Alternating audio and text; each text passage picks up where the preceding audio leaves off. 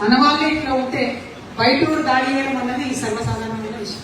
ఇలా బయటూరు ఏం చేస్తున్నాడు, జూన్ 2వ తారీఖు రాగానే ఒక సిగ్నాక్టర్ వచ్చి తెలంగాణ వాదులంతా కూడా ఉగ్రవాదంతో సమానం అని ఒకసారి మళ్ళీ ఆయన్నే ఢిల్లీకి పోయి కాదు మీరు వేర్పాటు వాదం అంటారు.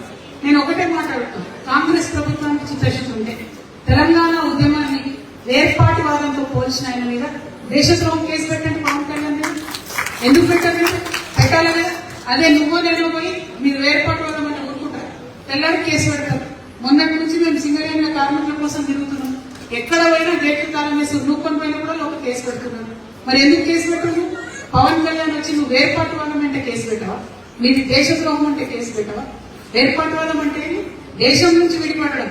అడిగిన మనం దేశం నుంచి విడిపడతామా?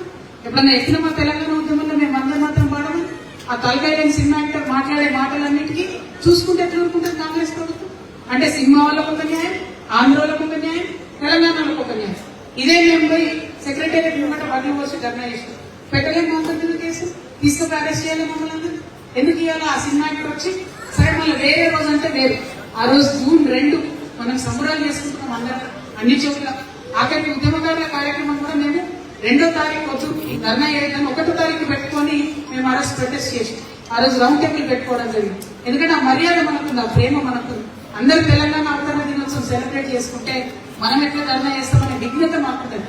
అంటే ఆ రోజు వచ్చి ఒక ఆంధ్రాయణ వచ్చి అక్కడ మీటింగ్ పెడితే దేశద్రోహం అంటే తెలంగాణ ఉద్యమకారులు ఉగ్రవాదులు అంటే కేసు పెట్టలేనటువంటి చాతరాని ప్రభుత్వం తెలంగాణలో ఉంటే న్యాచురల్లీ ఆంధ్రుడు వచ్చి దాడి చేస్తారు, న్యాచురల్లీ పక్క రాష్ట్రం వచ్చి మనకు మాట్లాడారు. మరి ఎట్లా దీన్ని కంట్రోల్ చేయడం, ఏం చేయడం, దీనికోసమే ఆలోచన చేయాలనేది మీ అందరితో కూడా నేను విజ్ఞప్తి చేస్తా ఉన్నాను.